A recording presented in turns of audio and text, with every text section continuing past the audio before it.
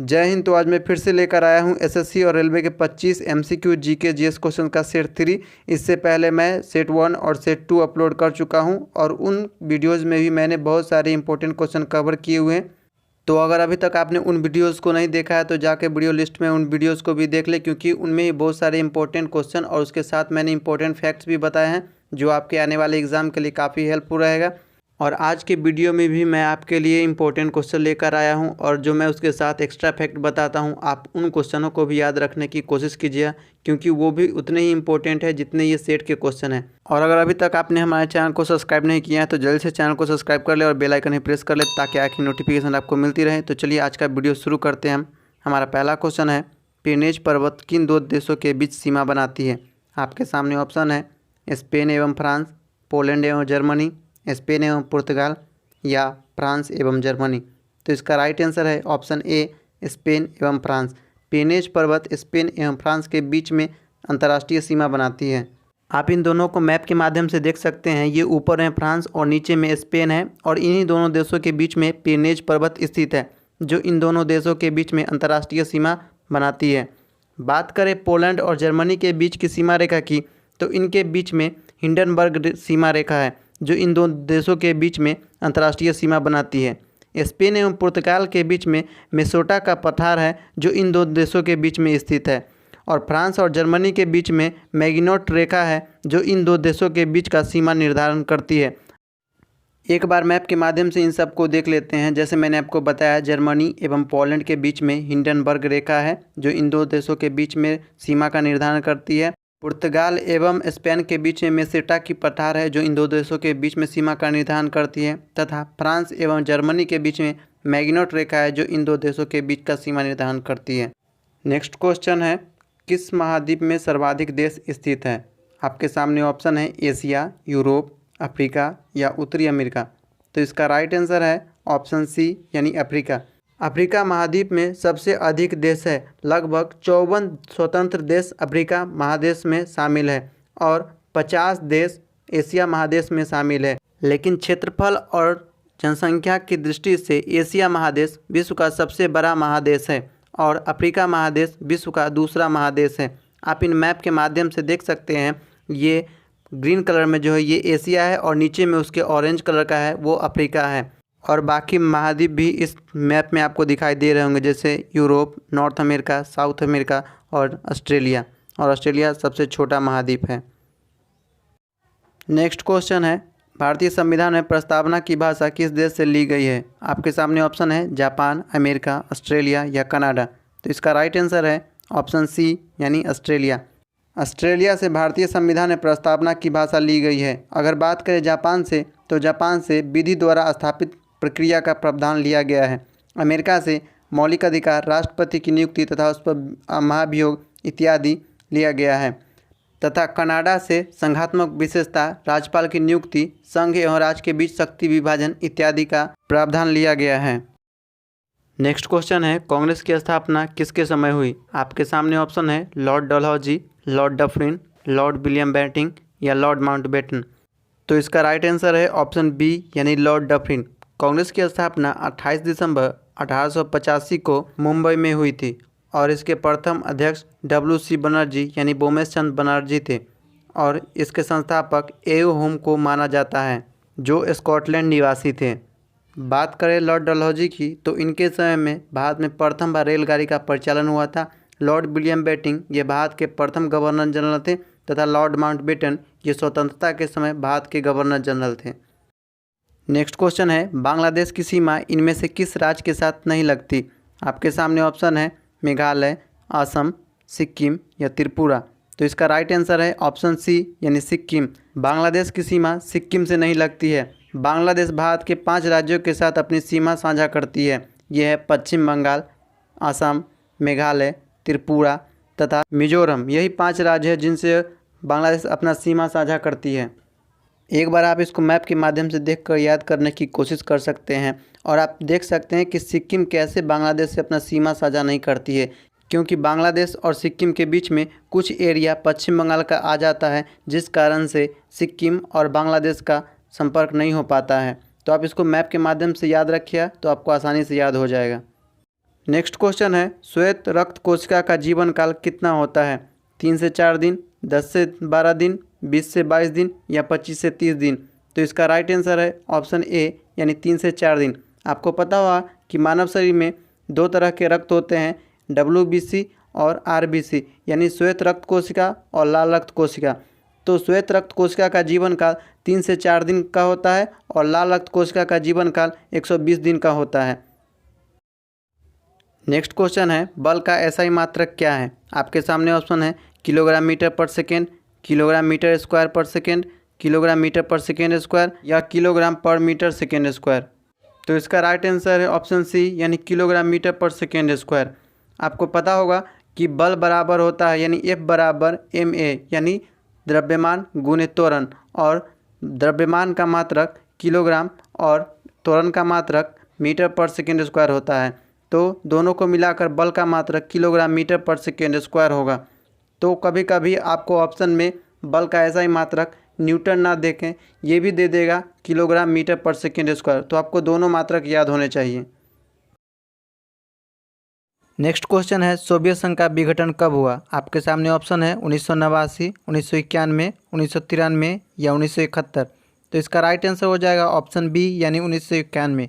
Soviet संघ यानी USSR, जिसे अभी रूस कहा जाता है, 1991 में विघटन के बाद यह कुल 15 देशों में टूट गया, जैसे आप इस मैप के माध्यम से देख सकते हैं। इन 15 देशों को मैंने इस मैप में बताया है, जैसे आप देख सकते हैं Estonia, Latvia, Lithuania, Belarus, Ukraine, Moldova, Georgia, Armenia, Azerbaijan, Kazakhstan, Uzbekistan, Turkmenistan, Kyrgyzstan, Tajikistan तथा रूस। यही 15 देश है जो सोवियत संघ से टूटकर 1991 में अलग अलग हो गए। नेक्स्ट क्वेश्चन है, DP धर मॉडल किस पंचवर्षीय योजना से संबंधित है? आपके सामने ऑप्शन है दूसरी, तीसरी, चौथी या पाँचवीं। तो इसका राइट आंसर है ऑप्शन डी यानी पाँचवीं पंचवर्षीय योजना जो 1974 से 1979 के बीच चली थी, ये DP धर मॉडल पर आधारित थी। बात करें दूसरी पंचवर्षीय योजना की तो ये PC महाबलोनिस मॉडल पर आधारित थी। तीसरी पंचवर्षीय योजना ये S चक्रवर्ती मॉडल पर आधारित थी तथा चौथी पंचवर्षीय योजना ये DR गाडगिल मॉडल पर आधारित थी। चलिए आज मैं आपसे एक सवाल पूछता हूँ, आपको बताना है कि पहली पंचवर्षीय योजना किस मॉडल पर आधारित थी। इसका आंसर आप मुझे कमेंट्स बॉक्स में लिखकर भेज सकते हैं। तो चलिए नेक्स्ट क्वेश्चन की तरफ चलते हैं। नेक्स्ट क्वेश्चन है, कालबेलिया किस राज्य का लोक नृत्य है? आपके सामने ऑप्शन है महाराष्ट्र, राजस्थान, गुजरात या उत्तर प्रदेश। तो इसका राइट आंसर है ऑप्शन बी यानी राजस्थान। कालबेलिया राजस्थान का लोक नृत्य है। बात करें महाराष्ट्र की तो इसका लोक नृत्य लावणी है, गुजरात का गरबा तथा उत्तर प्रदेश का कथक। नेक्स्ट क्वेश्चन है, पद्मश्री से सम्मानित किए जाने वाले पहले हॉकी खिलाड़ी कौन थे? आपके सामने ऑप्शन है Major Dhyan Chand, Balbir Singh senior, Leslie Walter Claudius या धनराज पिल्ले। तो इसका राइट आंसर है ऑप्शन बी यानी बलबीर सिंह सीनियर। यह पुरस्कार इन्हें 1957 में दिया गया था। नेक्स्ट क्वेश्चन है, वाटरलू का युद्ध किस वर्ष लड़ा गया? आपके सामने ऑप्शन है 1815, 1835, 1850 या 1840। तो इसका राइट आंसर है ऑप्शन ए यानी 1815। वाटरलू का युद्ध 18 जून 1815 को अंग्रेज सेनापति वेलिंगटन तथा फ्रांसीसी नेता नेपोलियन के बीच में हुआ और इस युद्ध में नेपोलियन बुरी तरह से पराजित हो गया और उसे बंदी बनाकर सेंट हेलेना द्वीप पर भेज दिया, जहां 1821 में उसकी मृत्यु हो गई। नेक्स्ट क्वेश्चन है, मधेसी समुदाय के लोग कहाँ के निवासी हैं? आपके सामने ऑप्शन है नेपाल, चीन, भूटान या मालदीव। तो इसका राइट आंसर है ऑप्शन ए यानी नेपाल। नेपाल में नए संविधान के खिलाफ मधेसी समुदाय पिछली बार चर्चा में आए थे। नेक्स्ट क्वेश्चन है, राष्ट्रीय विकास परिषद की स्थापना कब हुई? आपके सामने ऑप्शन है 1949, 1952, 1957 या 1962। तो इसका राइट आंसर है ऑप्शन बी यानी 1952। राष्ट्रीय विकास परिषद की स्थापना 6 अगस्त 1952 को केसी नियोगी समिति की संस्तुति पर हुआ था। नेक्स्ट क्वेश्चन है, भारत में राष्ट्रीय हिंदी दिवस कब मनाया जाता है? आपके सामने ऑप्शन है 14 सितंबर, 22 नवंबर, 21 मार्च या 21 जनवरी। तो इसका राइट आंसर है ऑप्शन ए यानी 14 सितंबर। राष्ट्रीय हिंदी दिवस भारत में हर साल 14 सितंबर को मनाया जाता है और इसकी शुरुआत 1953 से हुई है। नेक्स्ट क्वेश्चन है, रक्त का पीएच मान कितना होता है? आपके सामने ऑप्शन है 6.4, 7.4, 5.4 या 8.2। तो इसका राइट आंसर है ऑप्शन बी यानी 7.4। 7.4 रक्त का पीएच मान होता है और रक्त क्षारीय होता है। नेक्स्ट क्वेश्चन है प्रायद्वीपीय भारत की सबसे लंबी नदी कौन है? आपके सामने ऑप्शन है गोदावरी, नर्मदा, कृष्णा या महानदी। तो इसका राइट आंसर हो जाएगा ऑप्शन ए यानी गोदावरी। गोदावरी नदी दक्षिण भारत की या प्रायद्वीपीय भारत की सबसे लंबी नदी है। अगर सिर्फ बोले कि भारत की सबसे लंबी नदी कौन है तो इसका आंसर हो जाएगा गंगा, लेकिन भारत की दूसरी सबसे लंबी नदी गोदावरी है जिसकी लंबाई 1465 किलोमीटर है। अगर बात करें नर्मदा नदी की लंबाई की तो इसकी लंबाई 1312 किलोमीटर है। कृष्णा नदी की लंबाई 1401 किलोमीटर है तथा महानदी नदी की लंबाई 858 किलोमीटर है।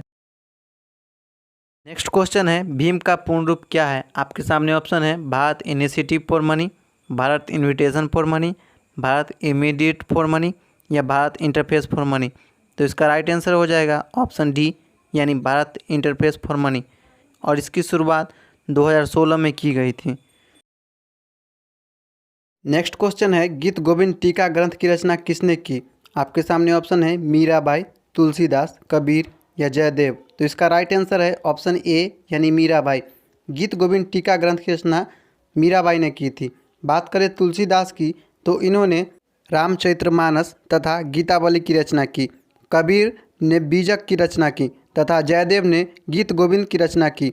गीत गोविंद टीका तथा गीत गोविंद में कंफ्यूज मत कीजिएगा। जब भी सवाल पूछे कि गीत गोविंद टीका की रचना किसने की तो उसका आंसर मीराबाई होगा, तथा अगर क्वेश्चन पूछे कि गीत गोविंद की रचना किसने की तो उसका आंसर जयदेव होगा। नेक्स्ट क्वेश्चन है भारतीय वायुसेना की स्थापना कब हुई? आपके सामने ऑप्शन है 1920, 1927, 1932 या 1946।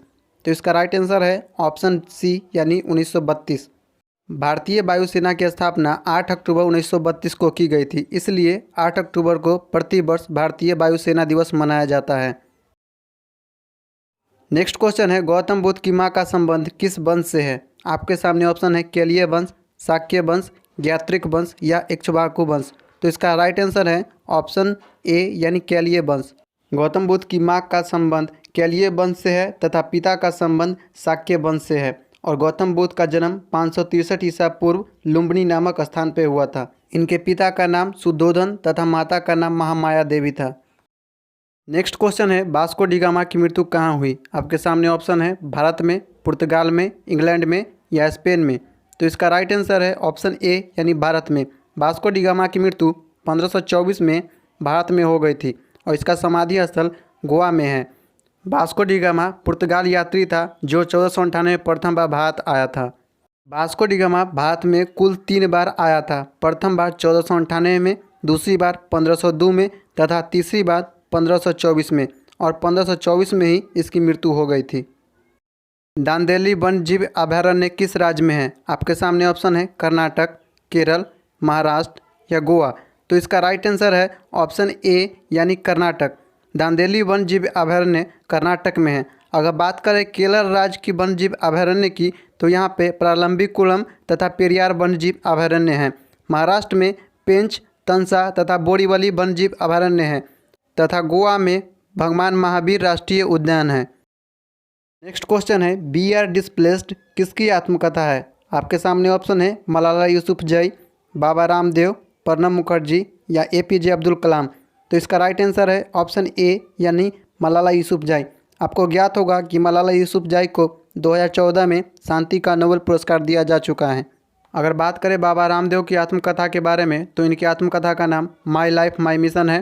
प्रणब मुखर्जी की द प्रेसिडेंशियल ईयर है तथा एपीजे अब्दुल कलाम की विंग्स ऑफ फायर है। नेक्स्ट क्वेश्चन है सुमित अंतिल का संबंध किस खेल से है? आपके सामने ऑप्शन है टेबल टेनिस, शूटिंग, बैडमिंटन या भाला फेंक। तो इसका राइट आंसर है ऑप्शन डी यानी भाला फेंक। आपको पता होगा कि सुमित अंतिल ने अभी हाल ही में टोक्यो पैरालंपिक में गोल्ड मेडल जीता है और ये हरियाणा राज्य के रहने वाले हैं।